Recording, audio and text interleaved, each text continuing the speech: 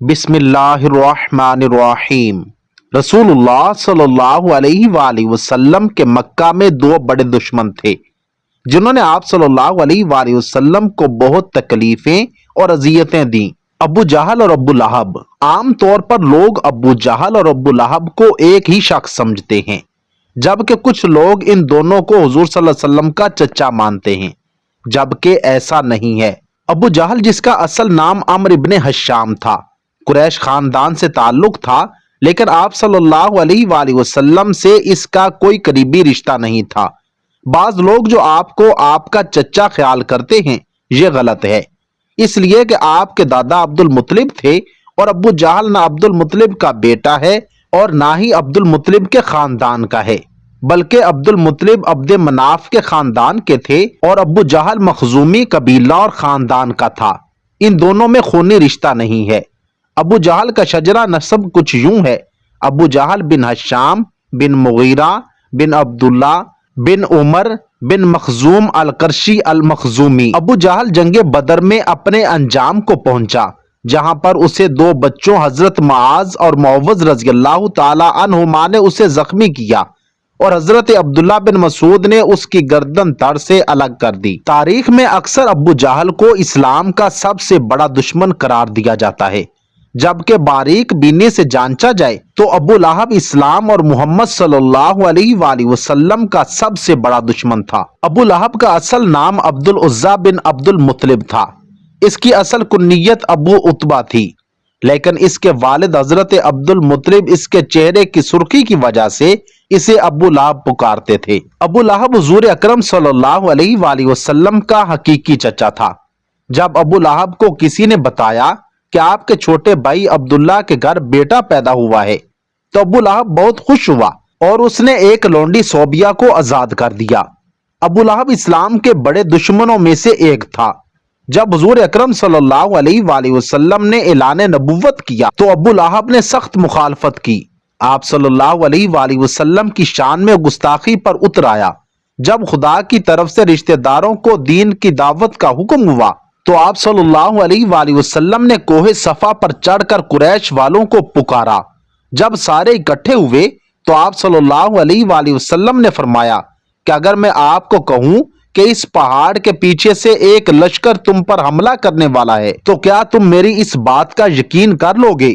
تو سب نے آپ کے حکم پر لبیک کہا کہ آپ نے ہمیشہ سچ ہی بولا ہے۔ اس کے بعد آپ صلی اللہ علیہ وآلہ وسلم نے فرمایا کہ میں خدا کے حکم سے تم کو ایک سخت عذاب سے آگاہ کرنے کے لیے آیا ہوں، جو دشمنوں کے حملے سے بھی زیادہ خطرناک ہے۔ جب آپ صلی اللہ علیہ وآلہ وسلم نے یہ الفاظ فرمائے تو ابو لہب نے آپ کی مخالفت کرتے ہوئے کہا: غارت ہو تم پر، نعوذ باللہ، تو نے ہم کو اس لیے بلایا ہے۔ اس پر سورہ لہب نازل ہوئی۔ جب رسول اکرم پیغام خدا دیتے تو ابو لہب آپ کو برا بھلا کہنے لگ جاتا کہ معاذ اللہ یہ جھوٹا ہے جو اپنے آباء و اجداد کے دین کو چھوڑ کر اپنا جھوٹا دین پھیلا رہا ہے۔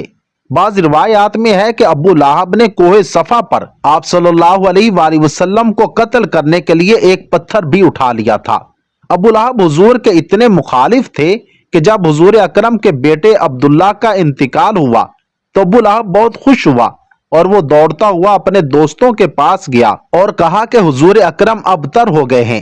ایام حج میں بھی ابو لہب آپ کے پیچھے لگا رہتا تھا، یہاں تک کہ وہ آپ کو پتھر مارتا تھا، جس سے آپ صلی اللہ علیہ وآلہ وسلم کی ایڑیاں خون سے تر ہو جاتی تھیں۔ قرآن پاک میں بدبخت ابو لہب کی موت کے بارے سخت الفاظ بیان کیے گئے ہیں جو کہ حرف بحرف پورے ہوئے۔ وہ بہت ذلت کی موت مرا۔ ابو لہب بہت مالدار تھا۔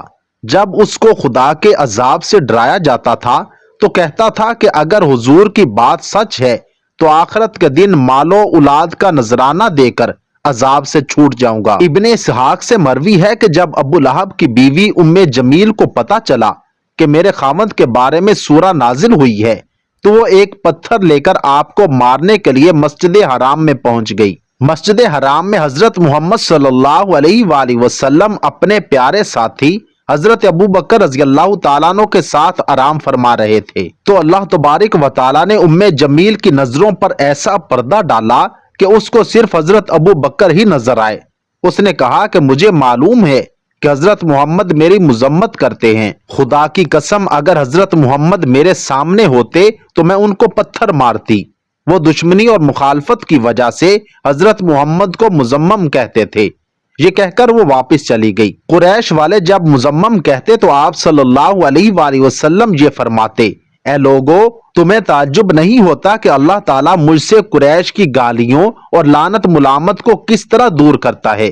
مجھے وہ مذمم کہہ کر برا کہتے ہیں، اس پر لعنت کرتے ہیں، حالانکہ میں تو محمد ہوں۔ ابو لہب قریش کا مالدار آدمی تھا، اس کا سود خوری کا کاروبار بہت وسیع تھا۔ وہ لوگوں کو سود پر چیزیں دے کر خود منافع حاصل کرتا تھا، یہاں تک کہ اس نے خانہ کعبہ سے سونے کا ہرن چوری کر کے بیچ دیا تھا۔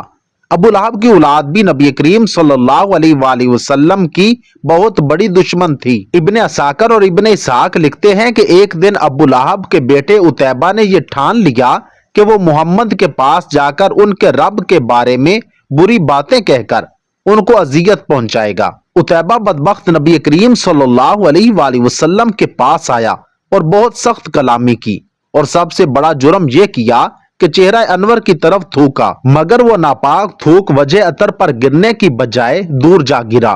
اس کی گستاخی پر حضور اکرم صلی اللہ علیہ وآلہ وسلم نے دعا مانگی، اے اللہ اس پر اپنے کتوں میں سے کسی کتے کو مسلط کر دے۔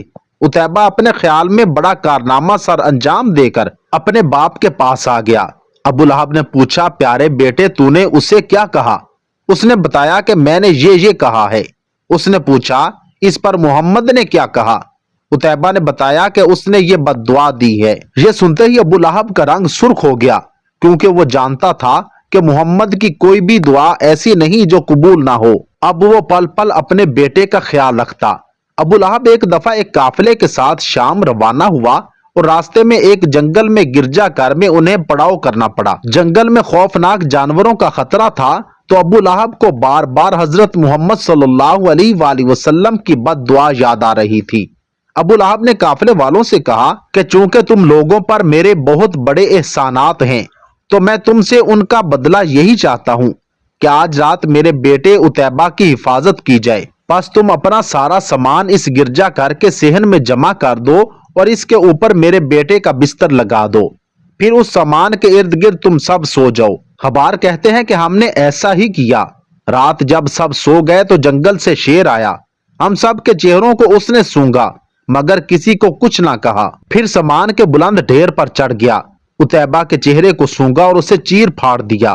ابو لہب کا برا حال تھا اور وہ کہے جا رہا تھا، میں جانتا تھا میرا بیٹا محمد کی بد دعا سے نہیں بچ سکے گا۔ ناظرین کرام، ابو لہب کے بیٹے عتیبہ اور اس کی بیوی کا انجام انتہائی دردناک اور عبرتناک ہوا، کیونکہ اللہ تعالیٰ نے سورہ لہب میں پہلے ہی ان کے لیے عذاب کا فیصلہ سنا دیا تھا۔ جنگ بدر کے 7 دن بعد ابو لہب چیچک کی بیماری میں مبتلا ہوا اور گل سڑ کر مر گیا۔ روایت میں آتا ہے کہ اس کو ایک ریشے دار دانہ نکلا جو پھٹا تو پھر اس سے مزید دانے نکل آئے۔ اب ان دونوں کی جب بدبو پھیلنے لگی تو اس کی اولاد اور بیوی نے یہ فیصلہ کیا کہ ان کو اپنے گھر سے کسی ویران کھنڈر میں منتقل کر دیتے ہیں تاکہ یہ بیماری کسی اور میں منتقل نہ ہو۔ اسی بیماری، بدبو اور اذیت میں 7 دن رہنے کے بعد ابو لہب جہنم واصل ہوا اور اس کی لاش 3 دن تک پڑی رہی، کوئی اس کے قریب نہ پھٹکتا تھا۔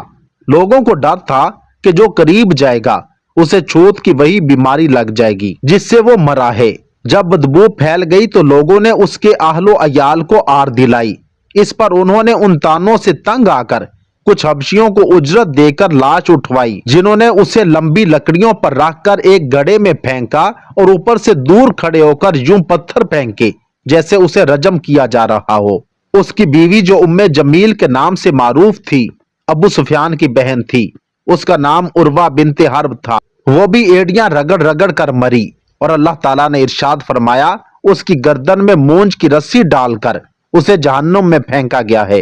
وہ اپنے قیمتی ہار پر فخر کیا کرتی تھی اور ڈینگیں مارتی تھی کہ میں یہ قیمتی ہار بیچ کر محمد کی مخالفت میں لگا دوں گی۔ اللہ تعالیٰ نے اسی گردن میں وہ توق ڈالا جس سے شیطان بھی پناہ مانگتا ہوگا۔ اللہ تعالیٰ ہم کو دین اسلام پر چلنے کی توفیق عطا فرمائے۔ اللہ تعالیٰ سے دعا ہے کہ اللہ رب العزت ہمیں ہمیشہ دین اسلام کے ساتھ جوڑے رکھے اور ہم سب کا خاتمہ ایمان پر فرمائیں۔ کمنٹ سیکشن میں آمین ضرور لکھیے گا، نہ جانے کس کی دعا قبول ہو جائے اور اللہ رب العزت ہمیں اپنے نیک بندوں میں شامل فرما لیں۔ آمین ثم آمین۔